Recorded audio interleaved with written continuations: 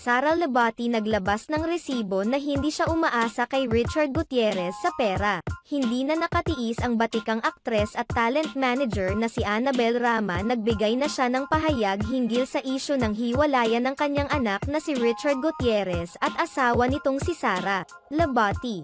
Bagamat hindi pa nililinaw ng dalawa ang kanilang estado at kung totoo nga bang naghiwalay na sila, tila si Annabel na mismo ang nagpahiwatig na matagal na ring hindi nagsasama ang dalawa. Ayon sa naging pahayag ni Annabel Rama sa isang panayam sa kanya, mahigit isang buwan na umanong nasa kanya si Richard Gutierrez. Subalit naglilipat na umano ito ng gamit sa kanyang bahay sa Alabang dahil lilipat na umano ito roon after Christmas. Ipinahayag naman ni Annabel Rama na hindi pa siya maaaring magbigay ng kabuoang detalye, subalit ang masasabi lamang niya ay nasa kanya si Richard at wala siyang oras para kausapin si Sara Lebati.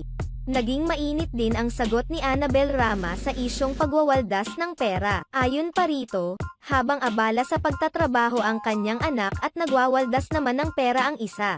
Samantala, marami naman sa mga netizens ang hindi naniniwalang isyu sa pera ang dahilan ng paghihiwalay ng dalawa dahil hindi naman umano mahirap ang pamilya ni Sara Lebati. Bukod pa rito, hindi naman nawawala ng mga endorsement si Sara Lebati kaya naman may pera naman umano ito para panggastos sa kanyang mga luho. Dahil dito, marami sa mga netizens ang naniniwalang may iba pang dahilan kung bakit naghiwalay ang mag-asawa. Hinala ng marami na ang pakikialam ni Annabel ang dahilan kung bakit lumaki ang hindi pagkakaunawaan ng dalawa. Kaagad naman din itong pinabulaanan ni Annabel Rama at sinabing hindi niya gusto na maghiwalay ang dalawa dahil mahal na mahal niya ang kanyang mga apo. Ipinahayag pa niya na ang pinagmulan ng malaking gulo ay ang pagdating sa bansa ng mga magulang ni Sara Lebati. Sa ngayon ay patuloy naman nananahimik si Richard Gutierrez hinggil sa issue. Hindi ito nagbibigay ng anumang reaksyon sa mga isiniwalat ng kanyang ina.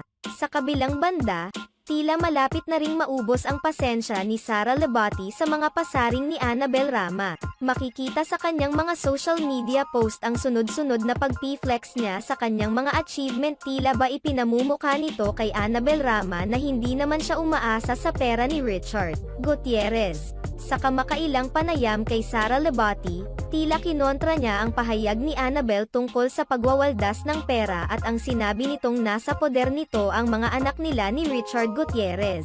Ipinahayag ni Sara Lebati na noon pa man ay hands-on na siya sa pag-aalaga sa kanyang mga anak at kahit ngayong nagbalik na siya sa showbiz ay hindi naman niya pinapabayaan ang mga ito. Maging ang mga magulang ni Sara Lebati ay nagpapahayag na rin ng banat kay Annabel Rama dahil sa hayagan na nitong pambabatikos at pambabanat sa kanila.